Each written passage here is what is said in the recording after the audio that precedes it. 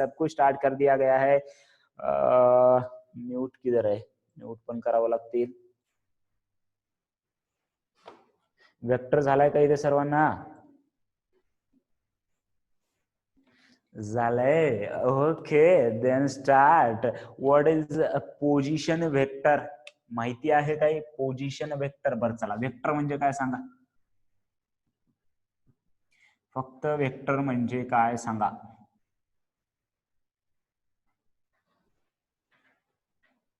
असं कसं सांगणार सर, आम्ही इथं तुम्ही तिथं. वेक्टर म्हणजे काय आपण लगेच आपल्या माइंड मध्ये आलं पाहिजे. वेक्टर क्वांटिटीज, कोणत्या क्वांटिटी आहेत? Direction as well as magnitude, right. But correct definition आहे का ही? Direction as well as magnitude, right. Very good. Okay, सर्वांनी आन्सर मध्ये असायला पाहिजे, आन्सर पटापट आली पाहिजे. ठीक आहे, okay. Follows the vector law. Very good. Vector law of addition follow केलं पाहिजे, कारण करंटला डायरेक्शन होतं आणि मॅग्निट्यूड होतं, but it did not follow the vector law of addition, therefore it is not a vector quantity. So vector quantity कशाला म्हणणार आहोत? जे वेक्टर लॉ ऑफ ऍडिशन, आता वेक्टर लॉ ऑफ ऍडिशन झालेला आहे तुम्हाला, right. Triangle law, parallelogram law.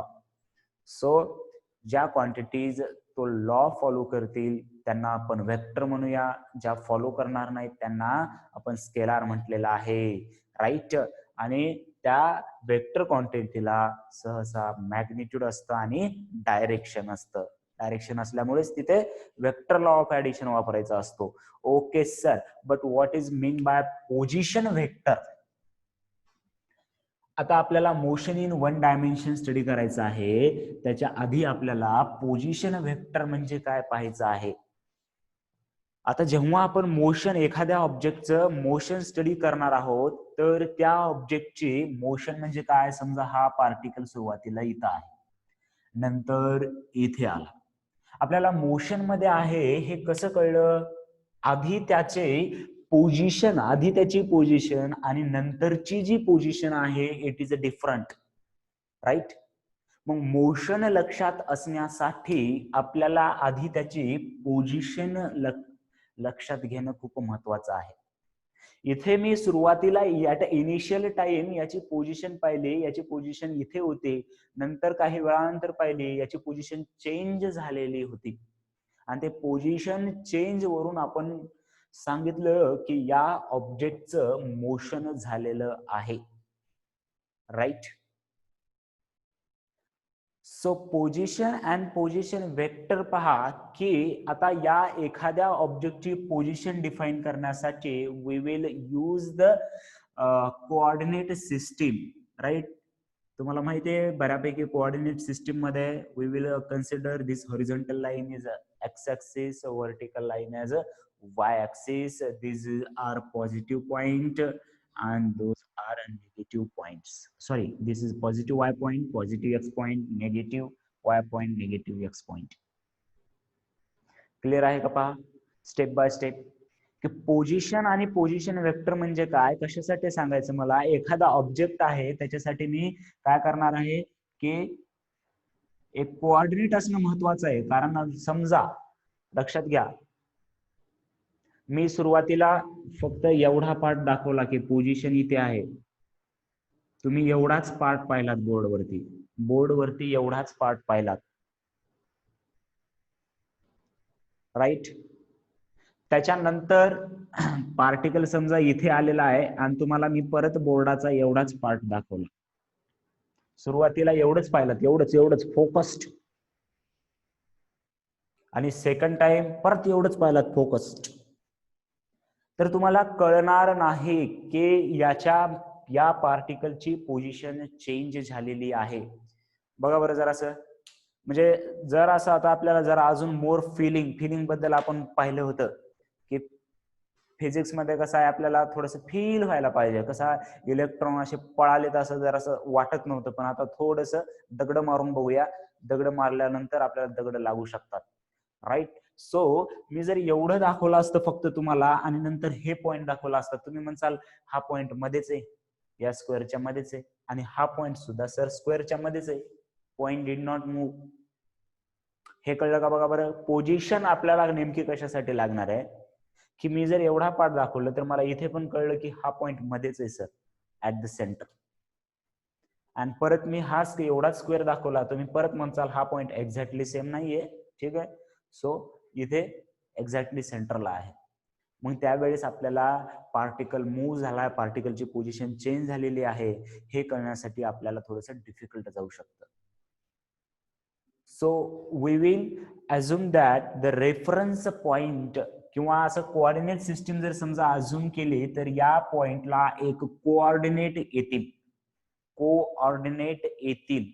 For example या पॉइंटचे coordinate काय असायला पाहिजेत पहा. हे 1 2 3 4 1 2 3. What will be the coordinate of this point, A point? सांगा बरं.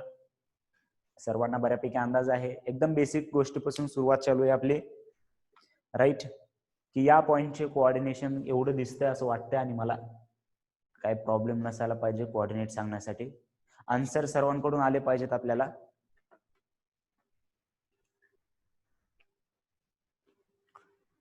एकदा परत पहा. धिस हे इथं पुढे वाटू शकतं कोणाला. हे इथे इथे एक्झॅक्ट एक्स ऍक्सिस 1 ला आहे. एक्स पॉइंट हा 1 ला येईल.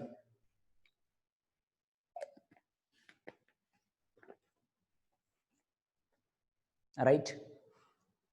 आणि वाय पॉइंट. चला बाकीचे ओके. चलो. So 1,3 right.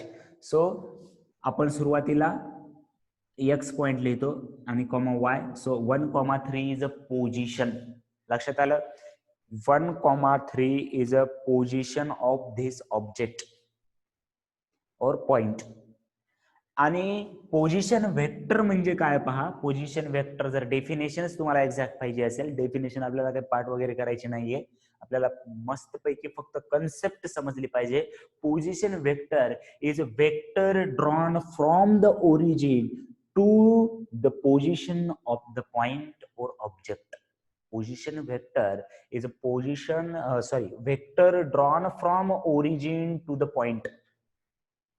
मग हा वेक्टर कसा येतो पहा. हा वेक्टर कसा येणार की हा पॉइंट मायनस हा पॉइंट करायचा असतो वेक्टर काढताना. So we will write as 1i plus 3j. कारण एक्स कोऑर्डिनेटला आय लिहिणार आपण, वाय कोऑर्डिनेटला जे लिहिणार. 1i किंवा फक्त आय लिहिलं तरी चालेल. i plus 3j is a position vector of this point. Right. Clear आहे. मग चला राईट हेडिंग टाका पोझिशन अँड पोझिशन वेक्टर. एकदम सिंपल बिट पासून सुरुवात केलेला आहे आपण, right. So position and position vector diagram काढून घ्या अशीच वाटली तर.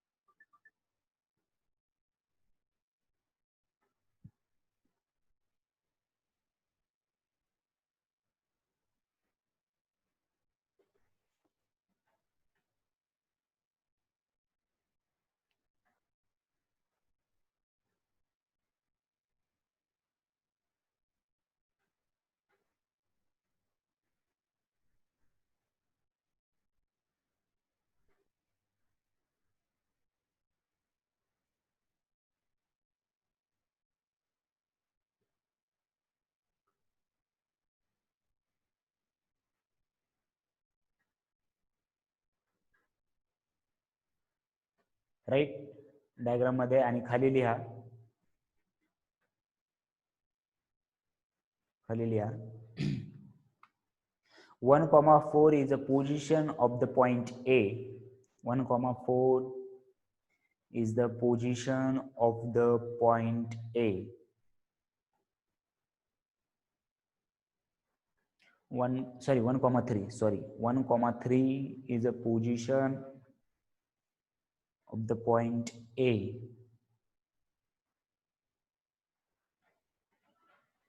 1,3 is the position of point A, and I plus 3j, I plus 3j is the position vector.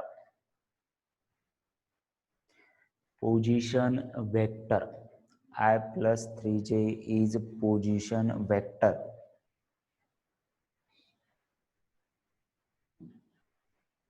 Bracket मध्ये पोझिशन वेक्टरच्या पुढे लिहू शकता तुम्ही त्याचे definition. A vector drawn from origin to the point.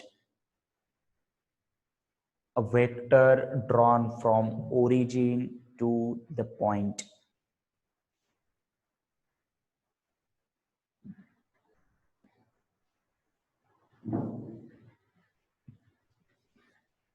एकदम सुरुवातीचे लेक्चर एकदम बेसिक होणार, आपल्याला 9वीत बसल्यासारखं वाटेल. बसला होतात आणि सर्वजण 9वीला का कोणी स्किप केलेला आहे इथे? सर्वजण 9वीतून आलेत का? राईट. ओके, चलो. काय पाहिलं आपण? Vector drawn from the origin to the point is called as position vector. आणि याची डायरेक्शन तुम्हाला आता याचा अर्थच drawn from origin to the point म्हणजे ओरिजिन पासून अवे असली पाहिजे याची डायरेक्शन, कारण डायरेक्शन मॅटर करते. राईट. हे झालं पोझिशन आणि पोझिशन वेक्टर बद्दल.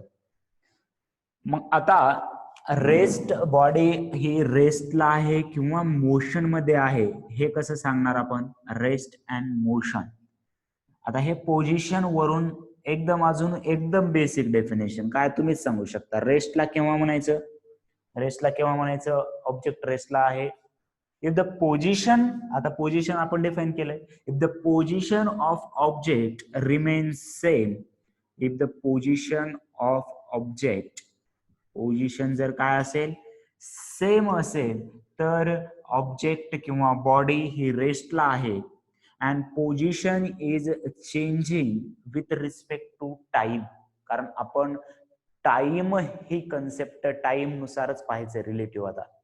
Right. So if position is changing with respect to time, then it can be said that body is in motion or object is in motion. So write it down. Rest and motion heading टाका. त्यामध्ये first point लिहा. त्यामध्ये first point लिहा.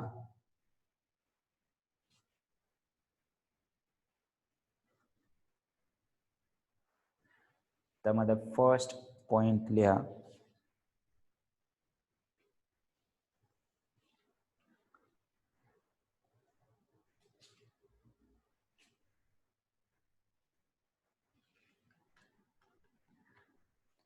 If position remains same, then object is at rest.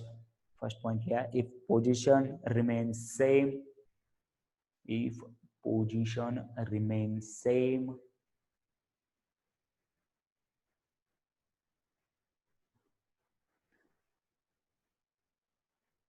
then object is at rest.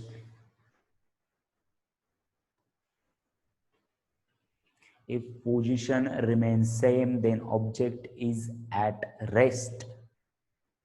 And next point liha, if the position changes with respect to time, if the position changes with respect to time,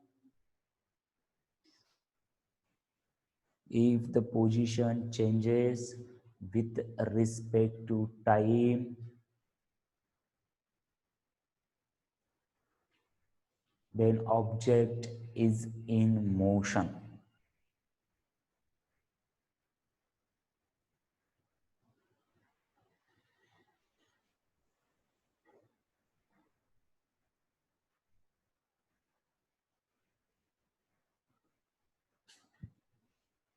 right.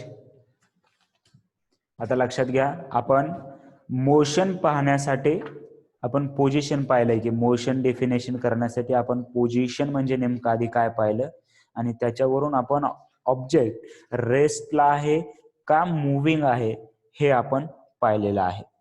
So आता लक्षात घ्या की पहिल्यांदा position ही, just minute,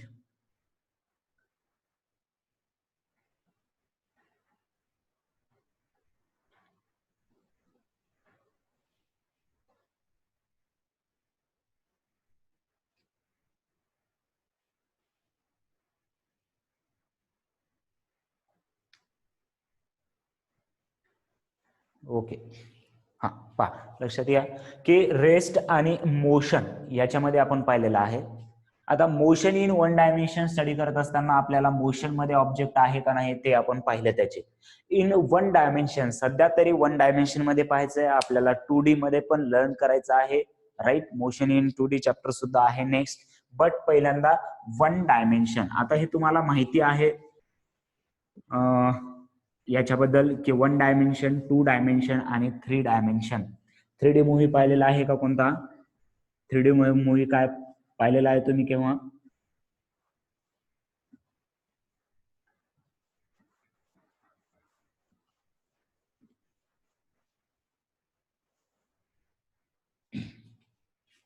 काय असतं 1D 2D and 3D?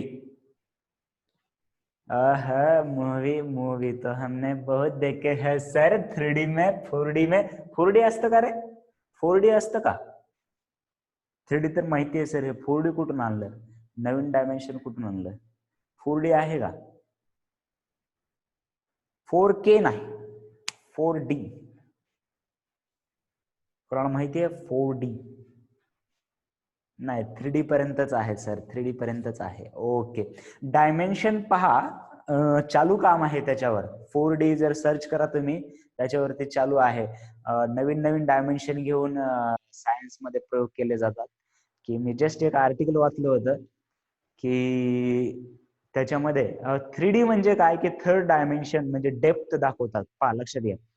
आधी हे पाहूया की 1D what is mean by 1D 2D 3D. हे काय लिहून घ्यायची गरज नाही, फक्त तुम्हाला समजले पाहिजे की 1D म्हणजे काय आहे. 1D म्हणजे काय आहे? Motion in straight line. Motion in straight line.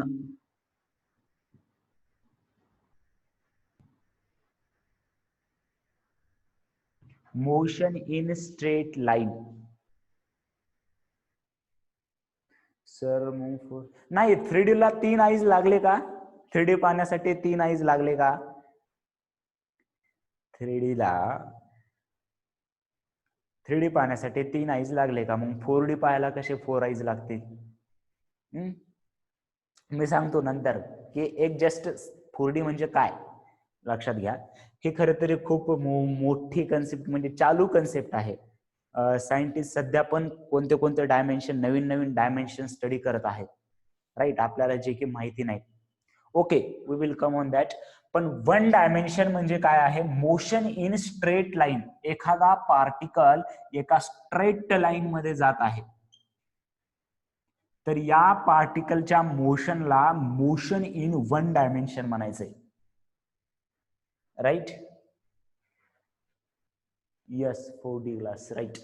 So या पार्टिकलच्या मोशनला वन डायमेन्शन मोशन म्हणायचंय. When particle is moving in straight line. तर तेव्हा मी काय करू शकतो लक्षात घ्या. हे जरासं कन्सेप्च्युअल थोडं समजून घ्या, राईट. एकदम बेसिक गोष्ट आहे की यालाच असं म्हणू शकतो की मला पार्टिकलचं मोशन सांगण्यासाठी फक्त एका कोऑर्डिनेटची गरज आहे. मला फक्त one and only coordinate is required to explain this motion.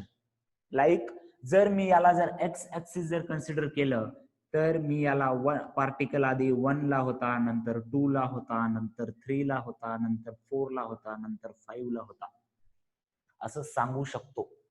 मग तिथे एक्स आणि वाय असे 2 डायमेन्शन घेणार नाही आपण, जसे की आपण आधी घेतलं होतं. इथं फक्त X dimension is enough to explain this motion. So when particle is moving in straight line, मग असं वाटू शकतं की सर असंच थोडीच मूव्ह व्हायला पाहिजे. समजा पार्टिकल असा मूव्ह झाला, ही स्ट्रेट लाईन आहे का? ही स्ट्रेट लाईन आहे का? यस आहे, स्ट्रेट लाईन आहे. मग आपण काय करणार की अशी एक्स ऍक्सिस घेणार आणि आता पहिल्यांदा कोऑर्डिनेट 1 ला होता, नंतर 2 ला होता, नंतर 3 ला होता, नंतर 4 ला होता. So only one coordinate is needed, one coordinate is required to explain the motion. That motion is called as motion in 1D. एक डायमेन्शन, त्याचा अर्थच आहे एक डायमेन्शन म्हणजे काय की एक पॉइंट, एका डायमेन्शनचा पॉइंट पुरेसा आहे. राईट. आता जर रिलेटिव्ह दुसरं एक्झाम्पल पाहिलं तर आपल्याला लक्षात येईल. समजा पार्टिकल असा मूव्ह न होता पार्टिकल असा मूव्ह झाला. आता इथं जेव्हा मी सांगितलं पार्टिकल x = 1 ला आहे, 2 ला आहे, तो बरोबर सांगितलं मी इथे. पण समजा मी सांगितलं आता इथं पार्टिकल 1 ला आहे म्हणजे इथं आहे, पार्टिकल 2 ला आहे म्हणजे इथं आहे, पार्टिकल 3 ला आहे म्हणजे इथं आहे. म्हणजे मी फक्त जर x कोऑर्डिनेट जर सांगितले तर मला पार्टिकल इथं असू शकतो, इथं असू शकतो, इथं इथं इथं इथं असू शकतो. म्हणून मी फक्त एक्सचा पॉइंट जेव्हा सांगितला तेव्हा मला क्लिअर आयडिया येत नाहीये ऑब्जेक्टच्या मोशनची. पार्टिकल या पॉइंटला कुठेही असू शकतो because of this vertical movement of object. Object is moving vertical as well as horizontal. So motion is in plane. We can say that motion is in plane. Therefore, this motion requires a two coordinate and hence we will call as two-dimension motion. फक्त x2 आहे, x3 आहे म्हणून चालणार नाही. आपल्याला याची exact position सांगावं लागेल. हे 1 असेल, हे 2 असेल तर सुरुवातीला 1,2 पोझिशन आहे, त्याच्यानंतर 2,1 पोझिशन आहे, त्याच्यानंतर परत 3,2 पोझिशन आहे. अशा दोन कोऑर्डिनेट मध्ये जेव्हा आपल्याला मोशन एक्सप्लेन करावं लागत असेल तेव्हा object is moving in a plane and that type of motion is called as a two motion. Right. आणि 3 डायमेन्शन तुम्हाला लक्षात येत असेल की यालाच तुम्ही इमॅजिन करू शकता की 3 डायमेन्शन ऑब्जेक्ट 3D पेंटिंग मला तर नाही येणार. मला माझी अशीच पेंटिंग आधीच ऑलरेडी हाय लेवलला पोहोचलेली आहे ऍट मॅक्स. याच्यामध्ये काही इम्प्रूव्हमेंट करता येणार नाही मला. की हे 2 ऍक्सिस आहेत आणि तिसरा ऍक्सिस जर मी असा बाहेर घेतला म्हणजेच object is moving in space. लक्षात घ्या, object is moving in space. Right. Then we will require 3 coordinate to explain this motion and hence that motion is called as 3 dimension. आणि मग तुम्हाला माहिती आहे की 3 डायमेन्शन मूव्हीज कसे रेकॉर्ड केले जातात. जर मी समजा आता तुम्हाला पेन हा असं स्ट्रेट मूव्ह केलं तर एका लाईनने मूव्ह चाललंय म्हणजे हे 1 डायमेन्शन आहे. लक्षात घ्या, हे काय आहे? 1 डायमेन्शन. 2 डायमेन्शन म्हणजे पेन समजा असं मी पुढे नेतोय किंवा पेन असं सर्कल मध्ये मूव्ह करतोय मी. राईट. पुढे चालली, मागे चालली, खाली वर चालली. राईट. सो 2 डायमेन्शन किंवा असं चाललंय pen. So it is a 2 dimension. But when this pen is moving like this space मध्ये अशी मूव्ह होत आहे. पहा, लक्षात घ्या. तुम्हाला कसं फक्त असंच मूव्ह होत असताना दिसेल, मी असं मूव्ह करतोय ना, असं मूव्ह होत असताना दिसेल. पण ऍक्च्युअली मी पेन अशी मूव्ह करत नाही, असं पुढे आणतोय, मागे आणतोय. पण तुम्हाला दिसणार नाही कारण आपला कॅमेरा 3D नाहीये. राईट. 3D मूव्ही पाहत नव्हत म्हणजे तुम्हाला 2Dच दिसेल. राईट. म्हणजे 3D म्हणजे काय की अजून एक डायमेन्शन त्याच्यामध्ये ऍड झालेलं पाहिजे. म्हणून आपल्याला 3D मूव्ही मध्ये बघत असताना असं त्याने जेव्हा असं ऍरो मारला की असं आपल्या अंगावर आल्यासारखं वाटते, धाड दिशा गोळी लागल्यासारखं वाटतं आपल्याला. आणि त्याच्यामुळे 3D मूव्हीचं रेकॉर्डिंग कसं केलं जातं, एक एक्स्ट्रा कॅमेरे ऍड केल्या जातात. समजा असं डेप्थ कॅमेरे म्हणतात त्याला. ठीक आहे, की एक्स्ट्रा कॅमेरे ऍड केला जातात की एखादी पेन अशी मूव्ह होते. आता तिकडून तर 2 डायमेन्शन कव्हर होत आहेत पण तिसरं डायमेन्शन कव्हर होत नाहीये. मग तिसरं डायमेन्शन इकडे कॅमेरा बसून कव्हर केलं जातं आणि ऍट द एंड मग ते 2 काय केले जातात, सिंक्रोनाइज केले जातात. एक जनरल आहे. पण आपल्याला एक रफ आयडिया ठेवायचंय. 1 डायमेन्शन मोशन म्हणजे ते मोशन स्ट्रेट लाईन मध्ये असेल आणि त्याला एक कोऑर्डिनेट पुरेसा आहे. 2 dimension motion we will study in deep in the next chapter, motion in 2 dimension. Right. ते मोशन म्हणजे प्लेन मध्ये आहे. प्लेन मध्ये आहे म्हणजे कसं लक्षात आलं ना तुम्हाला की 2 कोऑर्डिनेट लागतील आपल्याला, 2 कोऑर्डिनेट. आणि 3D मोशन मध्ये म्हणजे स्पेस मध्ये असलेलं मोशन हे 3D असतं. तुम्ही जे काही ऑब्जेक्ट तुम्ही स्वतः स्पेस मध्ये मूव्ह करताय अशा पद्धतीचे ते 3 डायमेन्शन मध्ये आहे. पण कॅमेरातून जेव्हा पाहत आहात तेव्हा तुम्हाला 2 डायमेन्शन मध्ये, मी असं इथे आहे, माझ्या मागे ब्लॅकबोर्ड आहे, तर तुम्हाला ब्लॅकबोर्ड माझ्यापासून किती मागे अंतरावर आहे, मी जर असं स्ट्रेट थांबलो तर लक्षात येणार नाही. जर तुम्ही फिजिकल क्लासमध्ये असाल तर तुम्हाला लक्षात आलं असतं की माझ्या एक्झॅक्ट किती अंतरावर ब्लॅकबोर्ड आहे. पण असं जर थांबलो तर तुम्हाला लक्षात येणार नाही, because of difference between 2D and 3D. हा एक डायमेन्शन जो आहे डेप्थचा तो 3D म्हणजे ऍड झालेला आहे. आणि आपले आईज हे 3D पाहू शकतात, राईट, पण कॅमेरे नाही. मग आपण जेव्हा 3Dचा चष्मा लावतो तो आपल्या आईज साठी नाही, ते मूव्हीज रेकॉर्ड त्या पद्धतीने केले असतात त्यासाठी लावतो. क्लिअर आहे? ती जी खूप सारी एक्स्ट्रा बडबड केलो मी याच्यामध्ये. आपल्याला फिजिक्स मध्ये काय लागणार आहे? 1D motion is straight line, 2D motion is in plane and 3D motion is in space. आणि सिंपल लक्षात कसं ठेवणार आपण? 1D ला 1 कोऑर्डिनेट लागतील, 2D ला 2 कोऑर्डिनेट लागतील आणि 3D ला 3 कोऑर्डिनेट्स लागतील. क्लिअर आहे का इथपर्यंत? सांगा मला, इथपर्यंत सर्वांना क्लिअर आहे का? यामध्ये काही अडचण आहे का? राईट, सर्वांना क्लिअर आहे?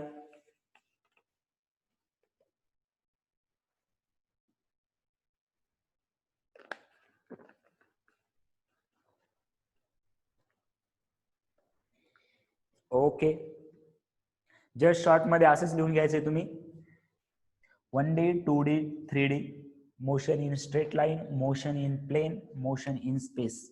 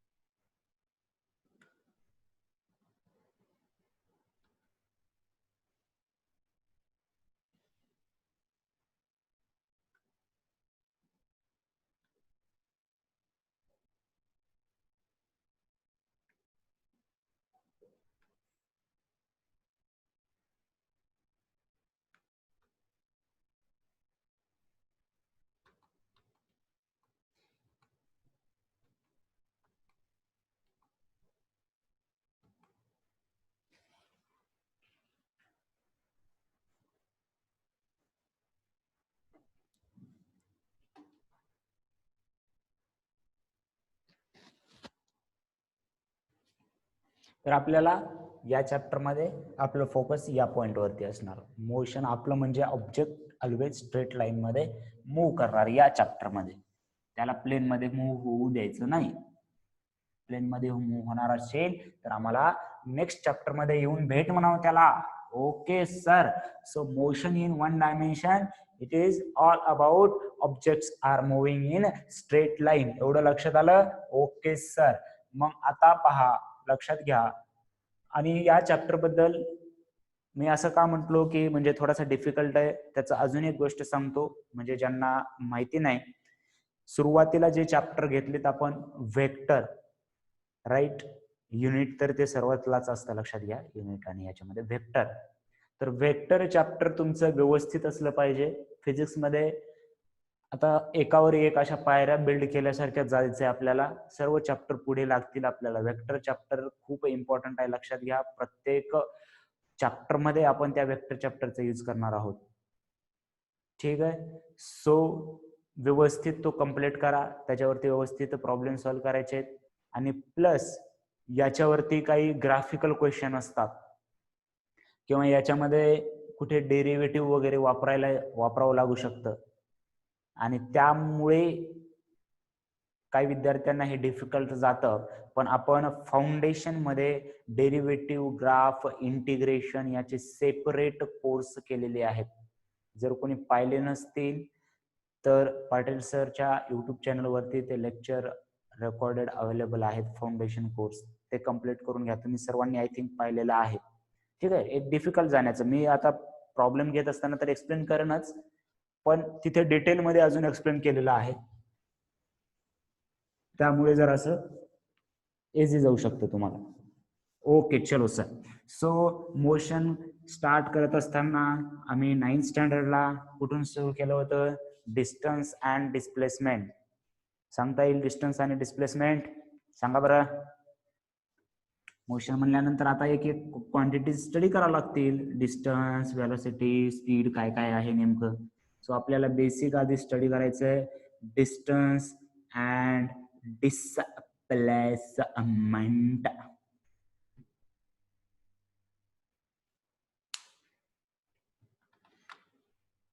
काय सांगू शकता?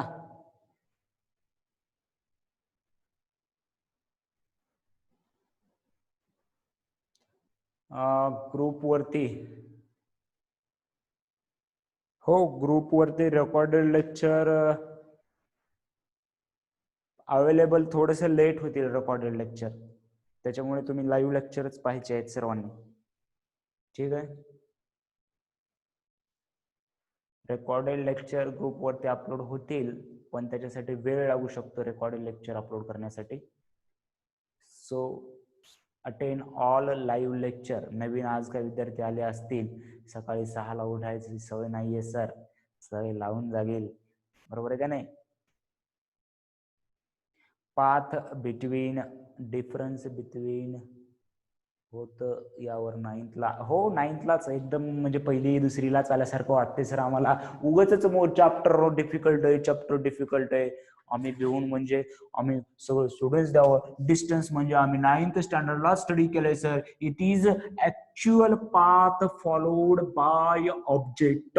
बर, एवढी मोठी डेफिनेशन.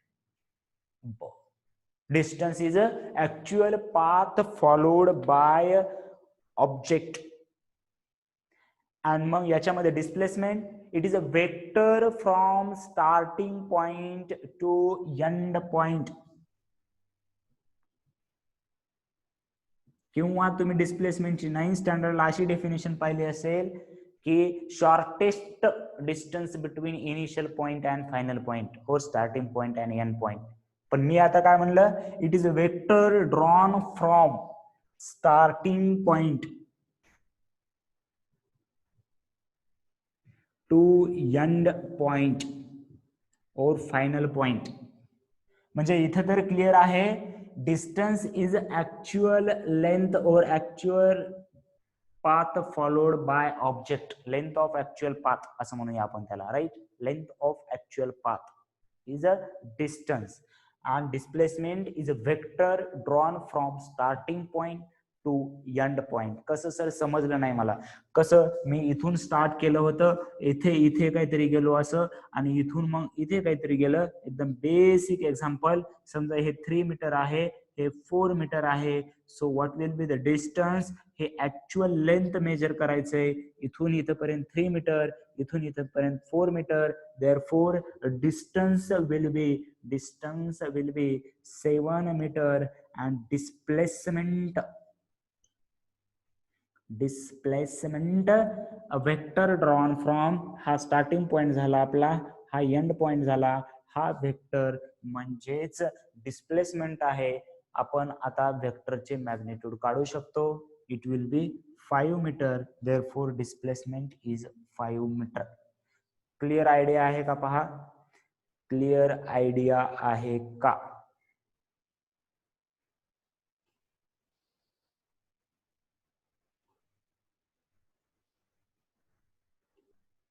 राईट, लिहून घ्या. Distance, it is the length of actual path travelled.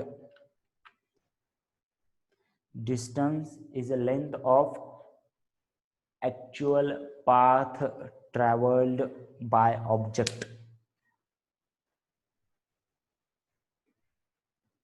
Length of actual path traveled by object.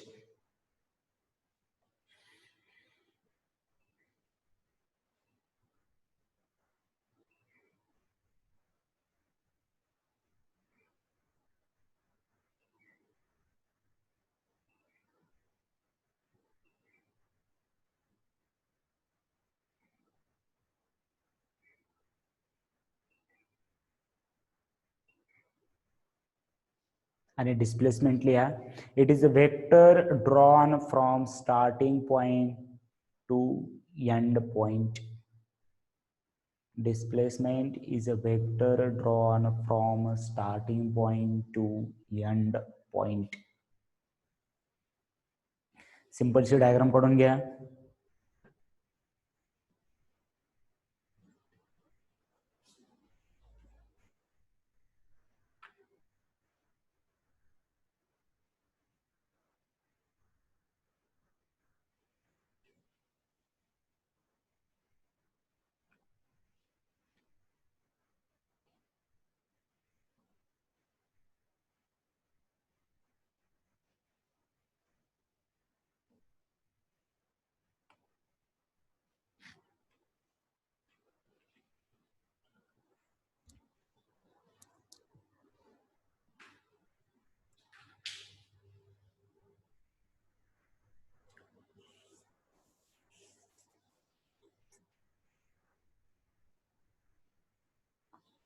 चलो आगे मोशन मध्ये जायचंय सर्वांनी. कसं याच्या पुढेच काय भेटतं पाहूया. Suppose this particle takes 1 minute to reach from this starting point to end point. ह्या पार्टिकलने 1 मिनिट घेतलं या पॉइंट पासून इथेपर्यंत येण्यासाठी. So what will be the speed and velocity. अजून एकदम आपल्याला तुम्हाला हे सर्वांना माहिती आहे. Speed will be distance upon time, right, and velocity will be displacement upon time. So speed किती आली होती आपली, सॉरी डिस्टन्स किती आला होता 7 मीटर. मग स्पीड कॅल्क्युलेट करताना मी काय घेणार आहे, डिस्टन्स घेणार आहे. So 7 metre upon time 1 minute, that I can say that 7 metre per minute. 7 metre per minute. Unit बद्दल सर्वांना काही अडचण नसायला पाहिजे. युनिट, राईट, की डिस्टन्सचं युनिट मीटर आहे, टाइमचं युनिट सेकंद असतं, SI युनिट. पण मी इथे मिनिट मध्ये दिलं की या पार्टिकलने 1 मिनिट घेतला इथपर्यंत पोहोचायला. So 7 metre per minute. And what will be the velocity, what will be the velocity of object, what will be the velocity of object.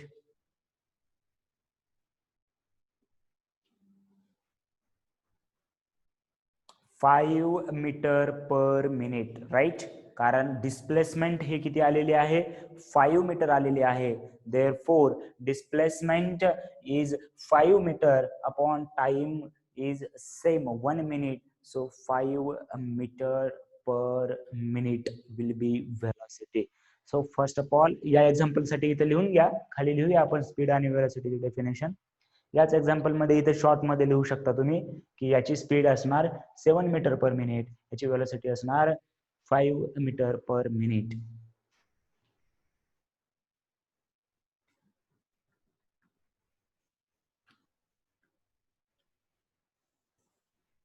बर, या केसमध्ये आपण डिस्प्लेसमेंट हे वेक्टर आहे हे तर पाहिलं. Displacement is a vector drawn from starting point to end point. जर मी याला पॉइंटला नाव दिले ABC, so what is then direction of displacement. Displacement vector आहे हे सांगितलं म्हणजे डिस्प्लेसमेंटचं मॅग्निट्यूड आलंय 5 मीटर, त्याला डायरेक्शन असायला पाहिजे. So what is the direction of displacement in this example. कारण मी काय म्हणलं की डिस्प्लेसमेंट इज अ वेक्टर आहे म्हणजे त्याला मॅग्निट्यूड ॲज वेल ॲज डायरेक्शन असायला पाहिजे. मॅग्निट्यूड आपल्याला माहिती झालं 5 मीटर, बट डायरेक्शन कसं काढले पाहिजे, डायरेक्शन कशी आली पाहिजे याची.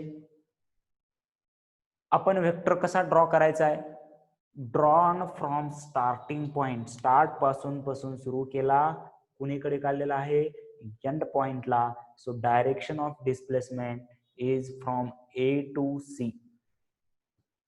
Direction of displacement is from A to C. Right? Very good. Okay. बोर्डावर सांगितलेलं लिहिले का तुम्ही सर्व? बोर्डावर सांगितलेलं लिहिले सर्व?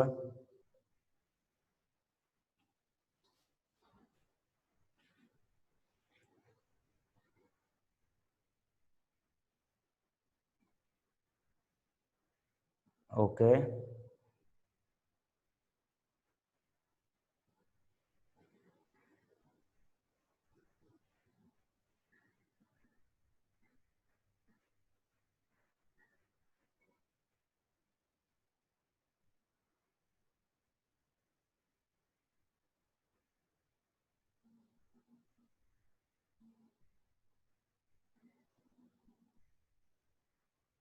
ओके, ठीक आहे.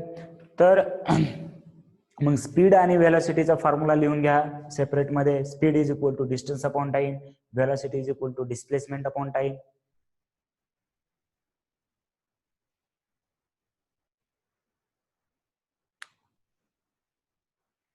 स्पीडचा लिहिला, speed is equal to distance upon time, velocity is equal to displacement upon time. Displacement upon time.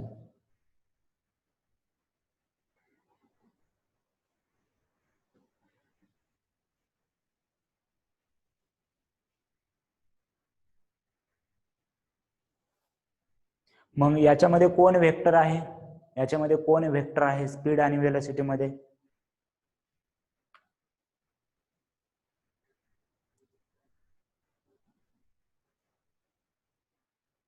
Okay, पहा याची डायरेक्शन पहा, याची डायरेक्शन पहा. लक्षात द्या परत एकदा की पार्टिकल ए पासून स्टार्ट केलेला आहे, ए टू बी मूव्ह झाला आणि बी टू सी मूव्ह झाला एकाच मिनिटामध्ये. मग मी डिस्प्लेसमेंट काढत असताना वेक्टर काढलं. वेक्टर कसा काढायचा आहे? वेक्टर कसा काढायचा आहे? वेक्टर स्टार्ट करायचा आहे स्टार्टिंग पॉइंट पासून कुणीकडे? एंड पॉइंट कडे.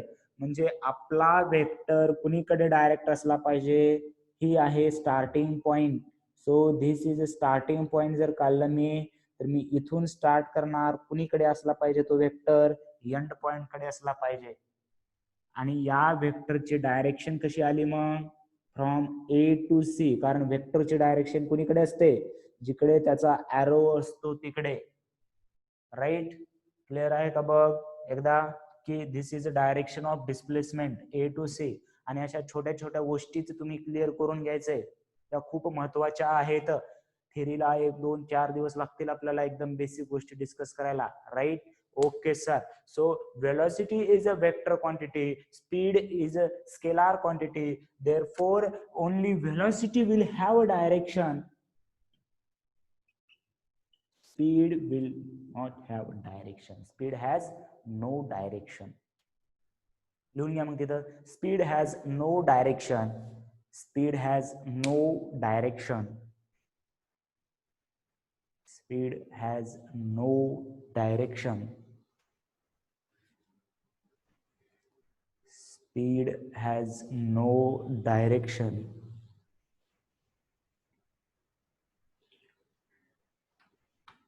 Speed has no direction.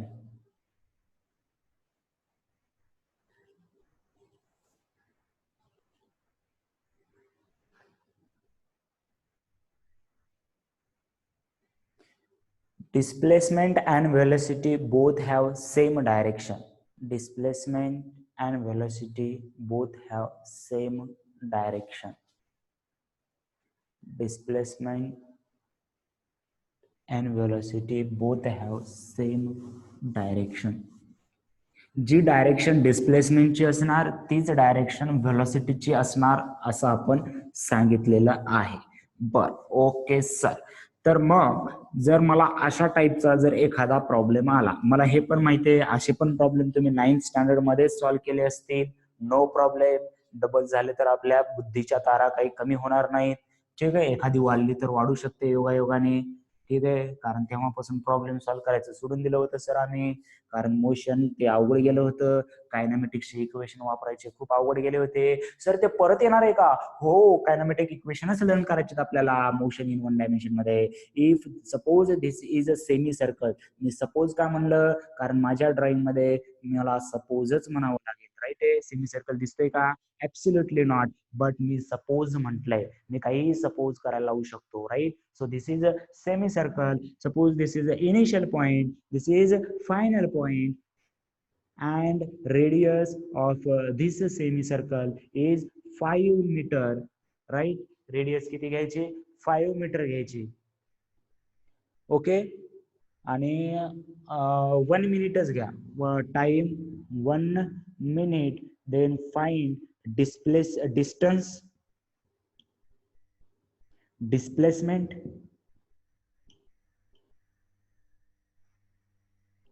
Speed,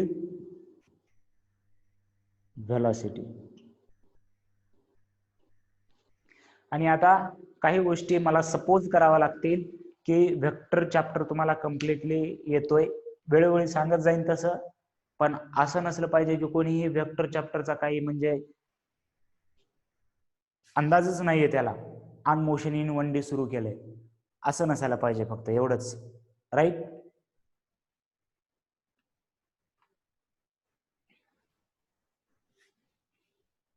try करणार आहात. Distance, displacement, speed, velocity, radius 5 metre दिल्या, या डायरेक्शनने असा गेलाय पॉइंट.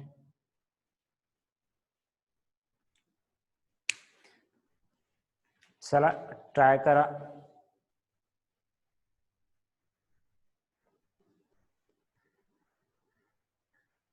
ओके, मला मीटर पर सेकंड मध्ये पाहिजे सर्व, मीटर पर सेकंड मध्ये, SI युनिट मध्ये पाहिजे मला सर्व.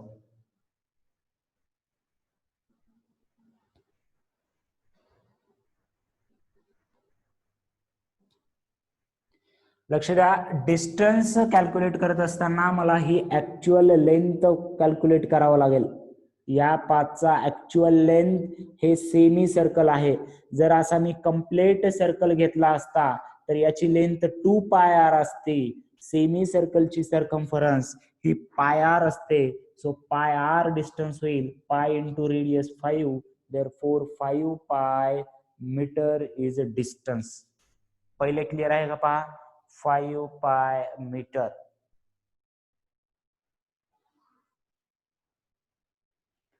1 मीटरला 12 सेकंद.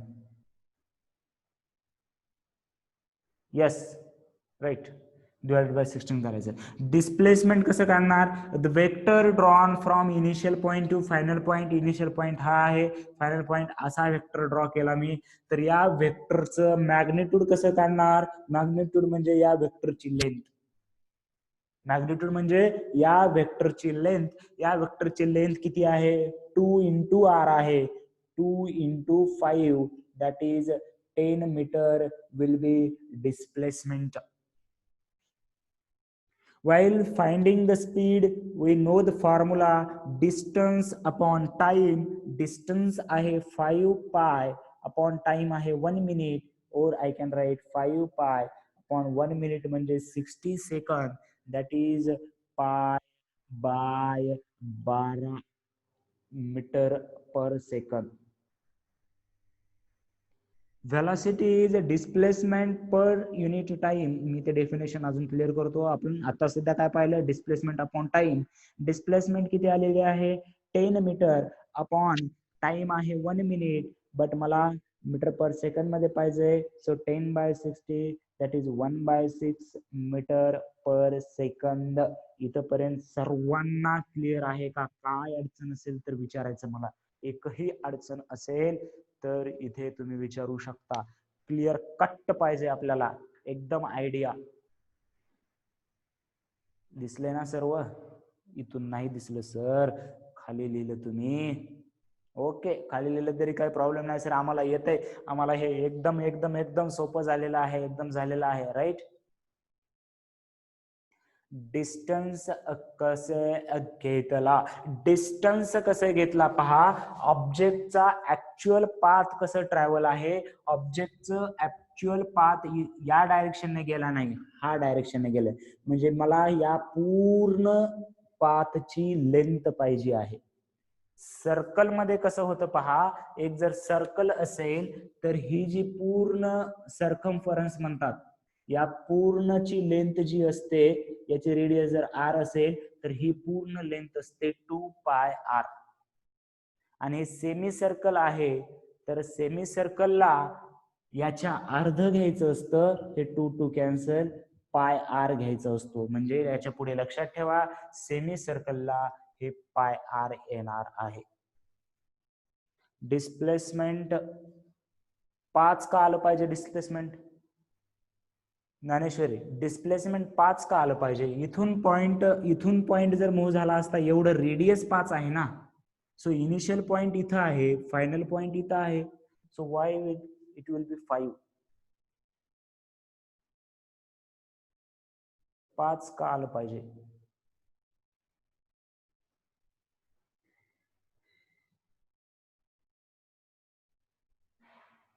राईट. ओके, चला अजून काय डाऊट आहेत का कोणाला, विचारून घ्या. क्लिअर. ओके, तेच आपल्याला कन्फ्युजन बिलकुल ठेवायचं नाही, इत्तुसा भी कन्फ्युजन नाही होना चाहिए, इत्तुसाही. काही जणांना नवीच्याच लेक्चर मध्ये आलं असेल, असं वाटलं असेल, पण काही प्रॉब्लेम नाही. पहिले लेक्चर या कन्सेप्ट समजणं महत्वाचं आहे. तुम्ही प्रॉब्लेम कसं सॉल्व्ह केला ते तुम्हाला माहिती आहे करंट इलेक्ट्रिसिटीचे. राईट, एकदम स्टेप बाय स्टेप. सर्वांना क्लिअर आहे, नो डाऊट. ओके, चलो. तर आज काही तुम्हाला प्रॉब्लेम सॉल्व्ह करण्यासारखी कन्सेप्ट म्हणजे थिअरी तेवढी झाली नाही, त्याच्यामुळे आज मज्जा काय, मज्जा नाही. ज्यांनी करंट इलेक्ट्रिसिटी चॅप्टर केला त्यांनी करंट इलेक्ट्रिसिटी रिवाइज करा, ज्यांनी वेक्टर चॅप्टर केला त्यांनी वेक्टर रिवाइज करा. उद्या आपण याच्यावरती डिटेलमध्ये स्टडी करूया. Right. Okay, so we will meet tomorrow in same time, same place नाही, सेम प्लेस तुम्हाला माहिती असेल, सेम प्लेस वर बघताय का लेक्चर, त्याच जागी येऊन. राईट. ओके, चलो उद्या भेटूया. Bye everyone.